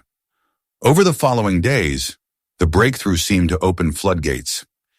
More memories surfaced, fragments of birthdays, family trips, bedtime stories, and ordinary moments that had been the foundation of Lily's real childhood. Not everything came back at once, and some memories remained frustratingly out of reach, but the core of who she had been was reasserting itself. The process wasn't without setbacks. Sometimes Lily would retreat into her Anna Caldwell identity, insisting that the recovered memories were false implants put there by the doctors. Other times she would become overwhelmed by the collision between her two sets of memories and withdraw completely. But gradually, session by session, the real Lily Chen began to emerge from the psychological prison where she had been trapped for 6 years. "I remember the morning I left for camp," she said during one afternoon visit. "I was excited but nervous. You packed extra snacks in my suitcase because you knew I got hungry when I was anxious." Sarah smiled. "Granola bars and dried fruit? You always said hospital food made you sick, so I wanted to make sure you had familiar tastes to comfort you. And you hugged me so tight I complained that you were embarrassing me in front of the other kids." Lily's voice carried wonder at the recovery of this simple, precious memory. "But I liked it really. I felt safe when you hugged me like that. I wanted to give you enough hugs to last the whole 2 weeks you'd be gone," Sarah admitted. "I had no idea it would have to last 12 years. The rehabilitation facility had recovered 23 children from Mountain View, ranging in age from 9 to 19. Each one was undergoing similar therapy, trying to reclaim their original identities from the elaborate false memories that had been implanted. Some were making progress like Lily, while others remained trapped in their program personalities. The youngest children seemed to recover most quickly, their original selves closer to the surface and easier to access. The older teenagers, who had spent more years under the programming, faced longer and more difficult journeys back to themselves. But every small victory, a remembered parent's face, a favorite song from childhood, the taste of a beloved food, was a defeat for the system that had tried to erase these children's true selves. "The important thing, Doctor," Blake reminded Sarah, is that we're not trying to force your daughter to become who she was before. She's been through experiences that have changed her, and she's older now. We're helping her integrate her true memories with the person she's become, creating a complete identity that honors both her past and her present. Sarah understood. The Lily who was emerging from therapy wasn't the same 10-year-old girl who had disappeared from Pine Valley summer camp. She was a young woman who had survived incredible trauma and was learning to piece together the fragments of a stolen life. But in her eyes, in her gestures, in the way she hummed while thinking, Sarah could see the little girl who had once chased butterflies in their backyard and asked for one more story before bedtime. Her daughter was coming home, not just physically, but emotionally and psychologically. And for the first time in 12 years, Sarah began to believe that their family might truly be whole again. Courage Chapter 12. The network unravels 6 months after the Mountain View raid. The full scope of the trafficking network began to emerge like a photograph developing in slow motion, each new detail more disturbing than the last. Sarah found herself at the center of one of the largest criminal investigations in New England history, her testimony crucial to understanding how the operation had functioned and who else might be involved. The federal task force had set up operations in a converted office building in Burlington, its walls covered with maps, photographs, and flowcharts that traced connections across multiple states and countries. Agent Martinez had become more than just a federal investigator. She was Sarah's guide through a legal labyrinth that seemed to grow more complex with each passing week. We've identified at least 147 children who were processed through the Mountain View system over 15 years, Martinez explained during one of their regular briefings. Some were returned to families through our ongoing reunification program, but dozens remain unaccounted for, either placed in deep cover adoptions or transferred to facilities we haven't yet located. Sarah studied the wall of missing children's photographs, each face representing a family's worst nightmare. How many other facilities are there? Based on the financial records we recovered, we believe there were at least 6 major processing centers operating at any given time. Mountain View was actually one of the smaller operations. Martinez pulled down a map showing suspected locations across New Hampshire, Vermont, Massachusetts, and extending into Canada. They called it the pipeline, a systematic method for acquiring children, processing them through memory suppression protocols, and placing them in situations where they would never be found or recognized. The methodology was brutally efficient. Children were typically taken during supposedly routine activities, summer camps, school field trips, medical appointments, situations where their temporary absence wouldn't immediately raise alarms. They were then transported to facilities like Mountain View, where teams of psychologists, medical professionals, and specialized technicians would systematically erase their original identities and implant new ones. Dr. Helena Voss, now awaiting trial on dozens of charges including kidnapping, child abuse, and human trafficking, had been surprisingly cooperative once she realized the scope of evidence against her. She's what we call a legacy criminal, Martinez explained. This operation has been her life's work for over 20 years. In her mind, she was conducting important research into human consciousness and identity formation. The fact that it involved kidnapping and traumatizing children was just collateral damage in service of a greater scientific goal. Sarah felt sick every time she heard about Voss's research. The woman had documented every aspect of the children's psychological destruction with scientific precision, creating detailed case studies of how young minds could be systematically rebuilt to serve new purposes. What purposes? Sarah had asked during her first interview with prosecutors. Why go to all this trouble to steal children and change their identities? The answer was worse than she had imagined. Custom adoption, Martinez explained.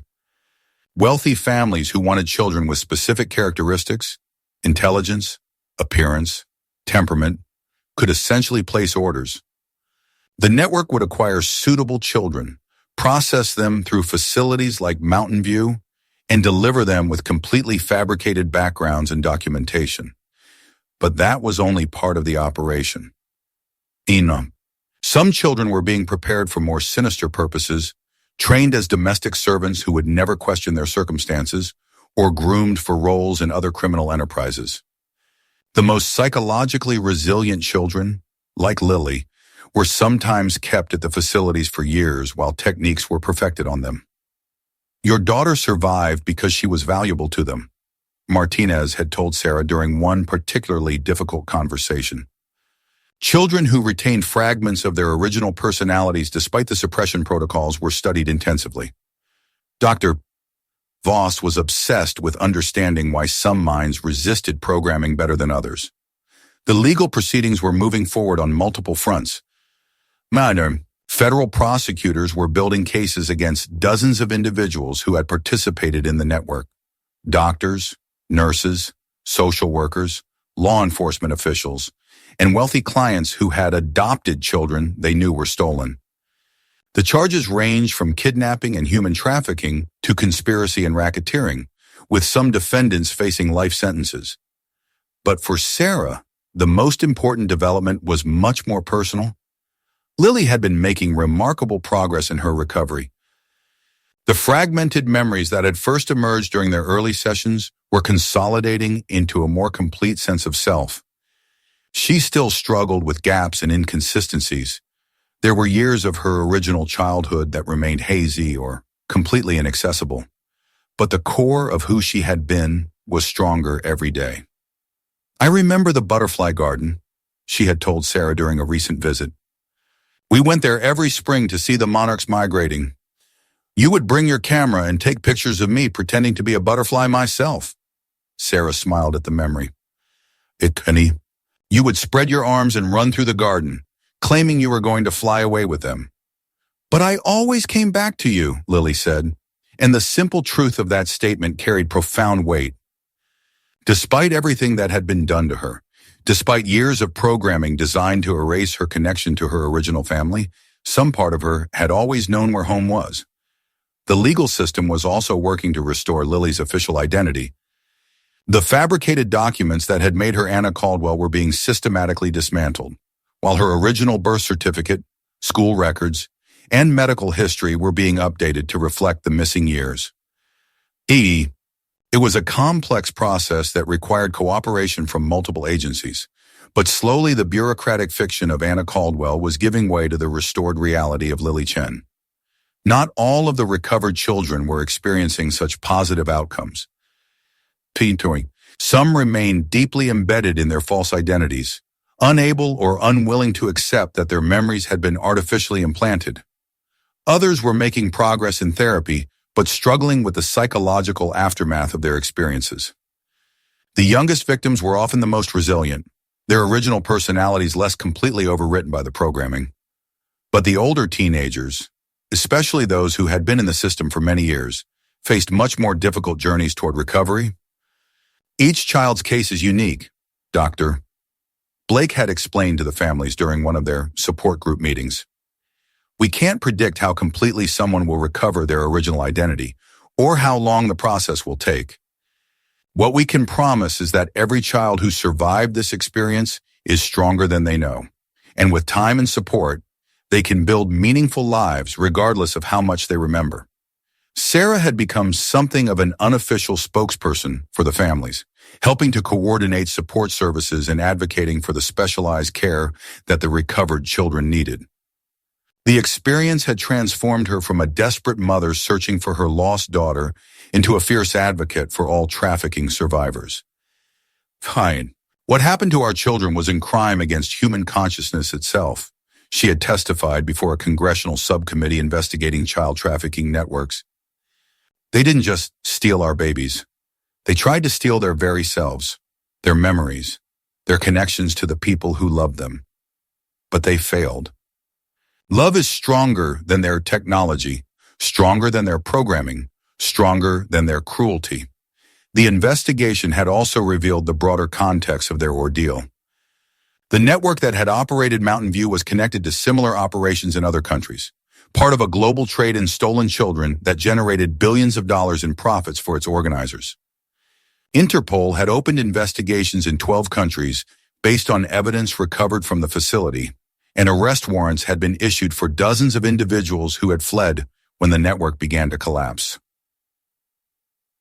But for Sarah, the scope of the criminal enterprise was less important than the simple miracle of having her daughter back. Lily was now living in a transitional apartment near the rehabilitation facility, slowly preparing to re-enter the world as her authentic self. They spent their days together rebuilding their relationship, sharing memories of the past while creating new ones. Lily was learning to drive, thinking about college applications, and gradually forming friendships with other survivors who understood the unique challenges of their situation. "I may never remember everything about my childhood," she had told Sarah recently, "but I remember enough to know who I am and where I belong. That's what matters." The Cold Shadows YT community had followed this investigation from the beginning, and Sarah had agreed to participate in a documentary about the case once the legal proceedings were complete. The story of Mountain View and the children who survived it deserved to be told, both to honor the victims and to ensure that nothing like it could happen again. But even as justice moved forward through the courts, Sarah knew that the most important victory had already been won. Her daughter was alive, healing, and home. After 12 years of searching, the long nightmare was finally over. The light in the darkness had guided them both safely home.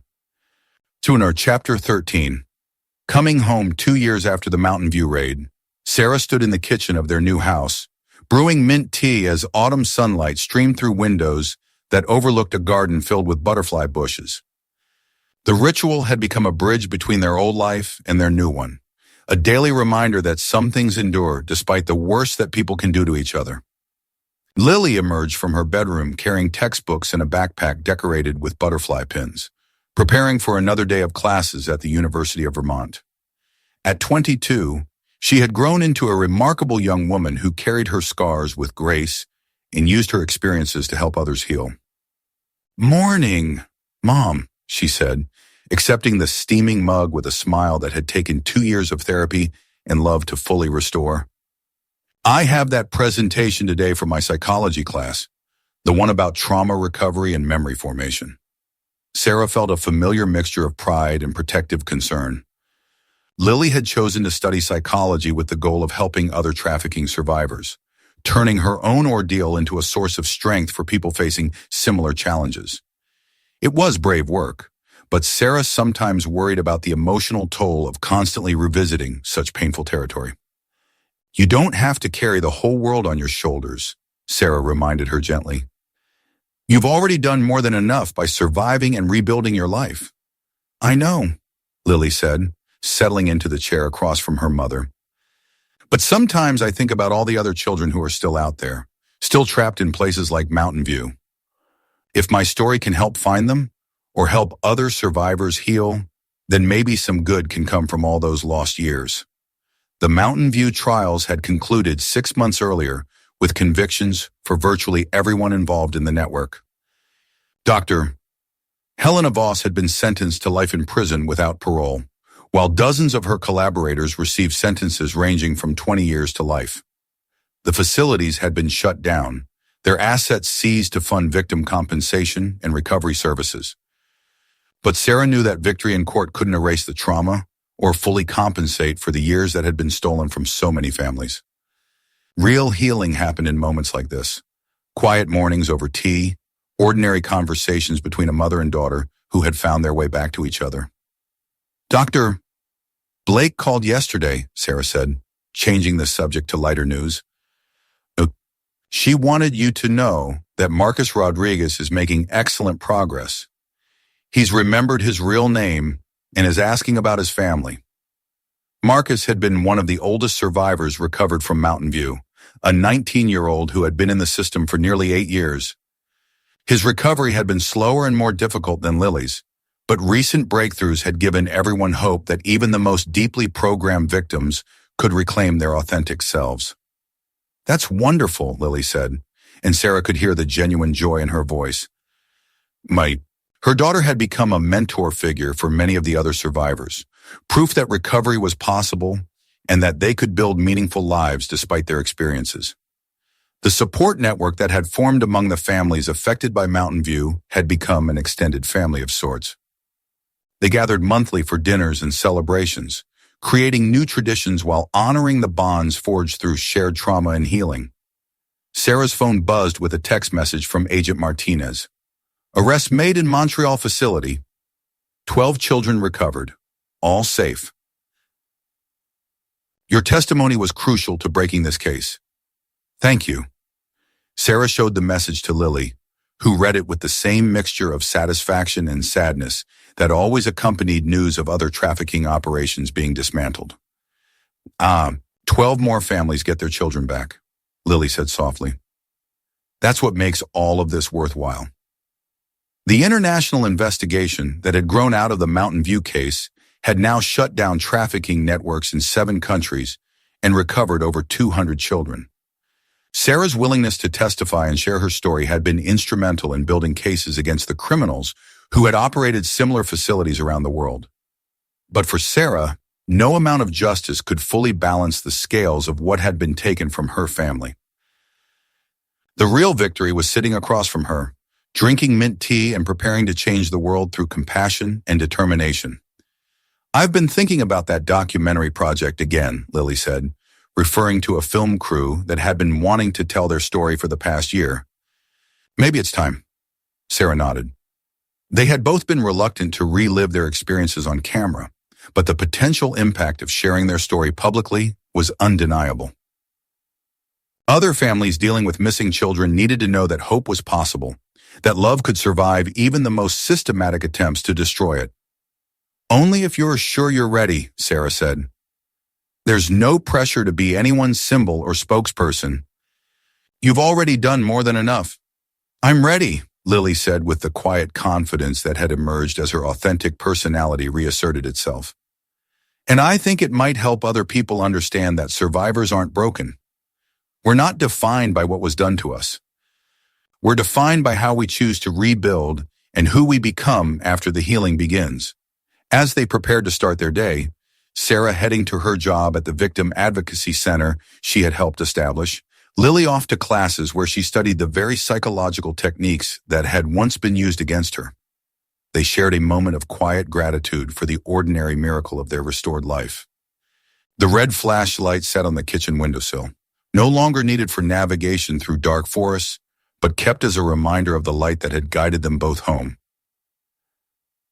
Sometimes, when the autumn light hit it just right, it seemed to glow with the promise that no darkness is permanent, that love is stronger than fear, and that even the most carefully buried truths will eventually fight their way back to the surface.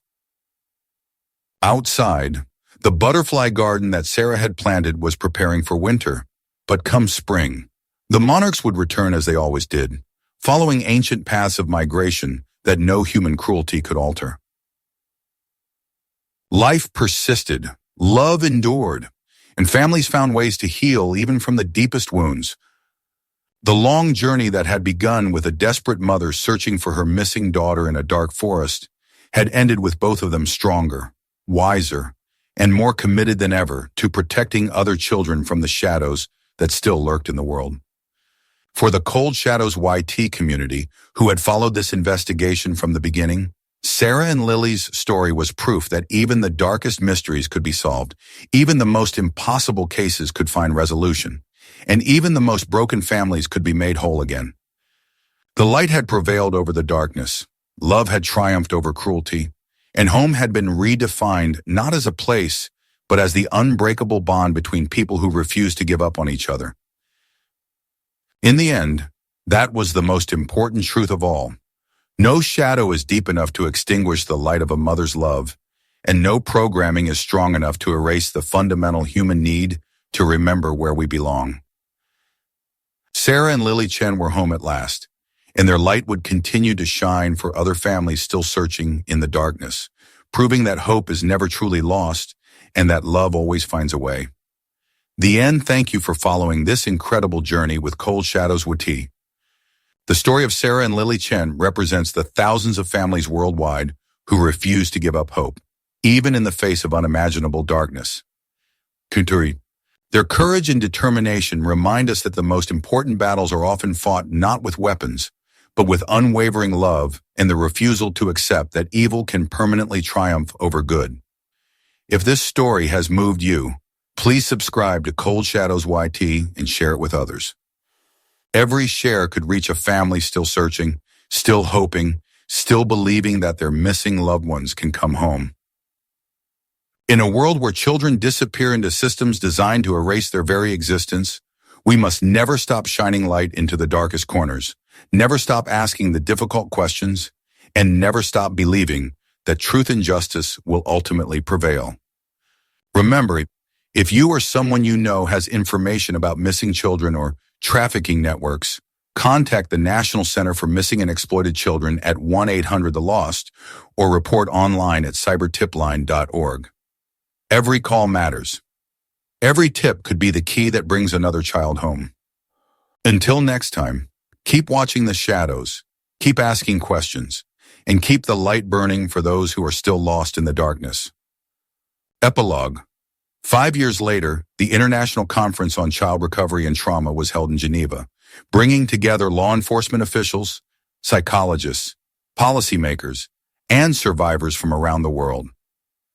Sarah Chen stood at the podium in the main auditorium, looking out at an audience of over 1,000 people who had gathered to learn from the Mountain View case and apply its lessons to similar investigations worldwide. 5 years ago, she began, her voice steady despite the magnitude of the moment. I was just a desperate mother searching for her missing daughter in a dark forest. Today, I stand before you not just as Sarah Chen, but as the voice of every parent who has refused to accept that their child is gone forever. In the front row sat Lily, now 27 and completing her doctorate in trauma psychology. Beside her were other Mountain View survivors who had chosen to dedicate their lives to helping other victims of trafficking networks. Their presence was a powerful testament to the human capacity for healing and transformation. The Mountain View case taught us that child trafficking networks operate with a sophistication that rivals any legitimate business, Sarah continued. They have supply chains, quality control, customer service, and long-term strategic planning. But they also taught us something more important. They are not invincible. The statistics that followed were sobering but hopeful. In the 5 years since Mountain View had been shut down, the international task force that grew out of that investigation had dismantled 47 trafficking networks across 23 countries, recovered 1,247 children from illegal detention facilities, reunited 82 children with their original families secured, convictions against 312 traffickers, with sentences totaling over 4,000 years, established new protocols for investigating child disappearances that were now used by law enforcement agencies worldwide. But the numbers only told part of the story. What the statistics cannot capture, Sarah said, is the moment when a mother sees her child's face for the first time in a decade. They cannot measure the courage it takes for a trafficked teenager to trust adults again, or the strength required to rebuild an identity that was systematically destroyed. Dr. Helena Voss had died in prison the previous year, taking many secrets with her to the grave. But her meticulous documentation of the psychological techniques used at Mountain View had become an invaluable resource for therapists working with trafficking survivors around the world.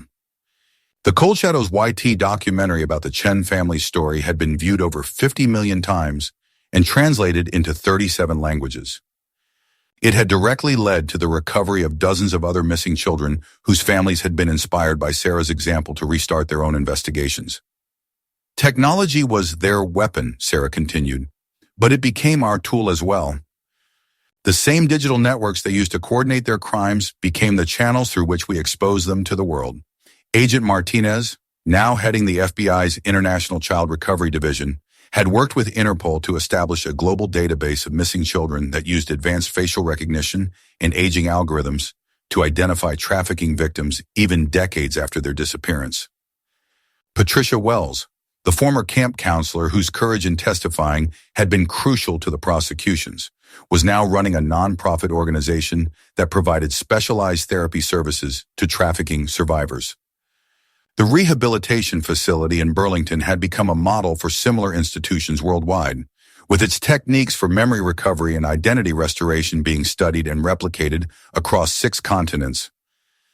But perhaps the most important legacy of the Mountain View case was the network of families and survivors who had formed an international support community.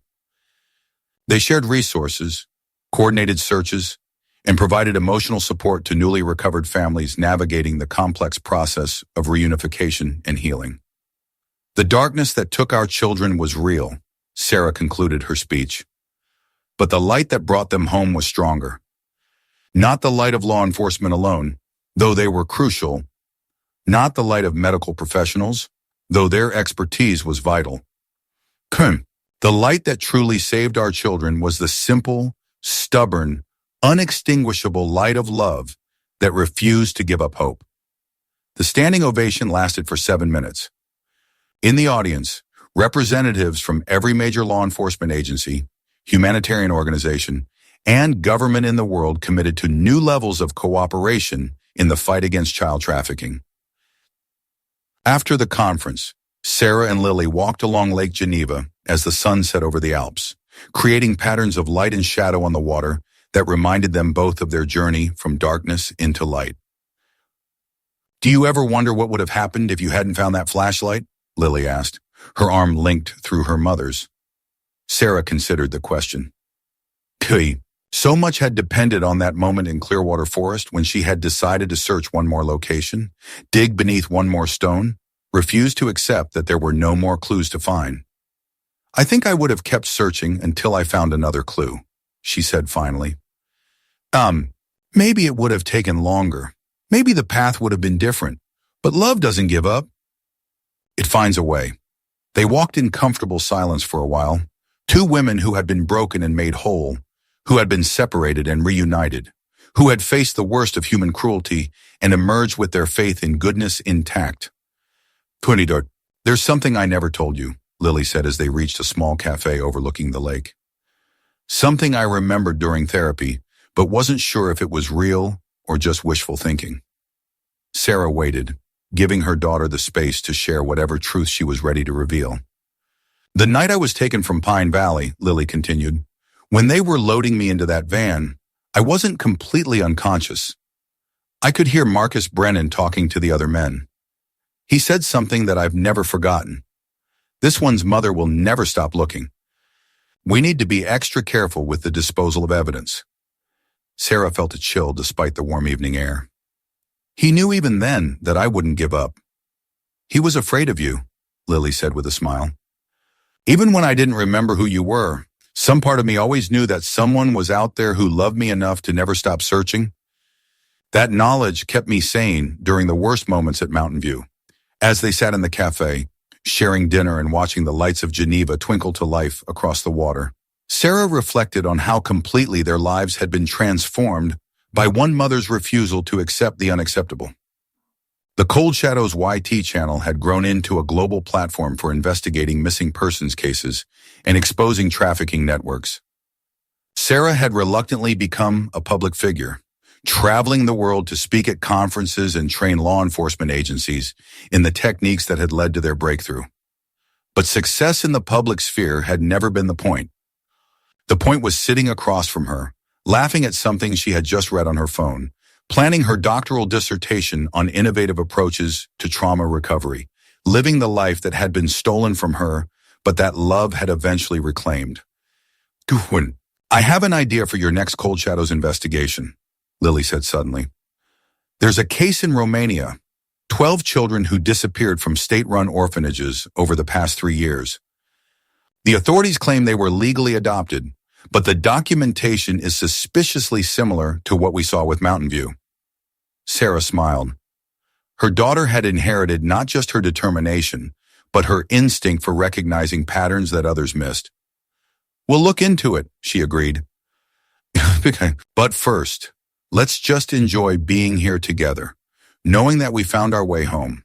The lake reflected the lights of the city like scattered stars, each point of brightness a reminder that even in the vastest darkness, light endures, hope persists, and love ultimately conquers all.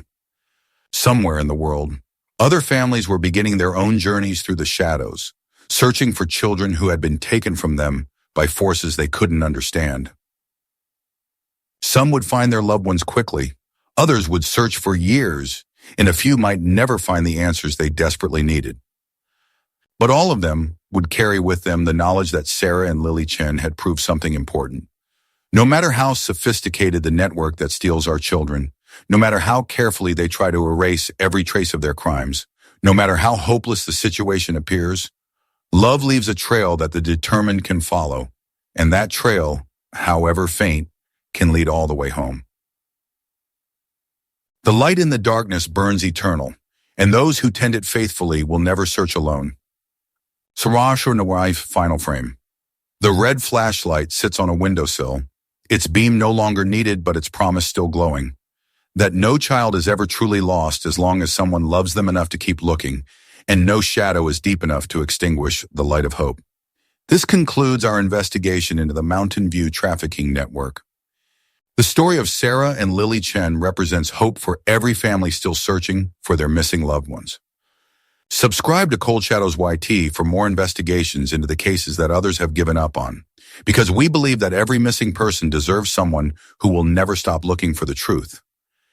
Remember, the darkness may be vast, but love is stronger, hope endures, and the light always finds a way home.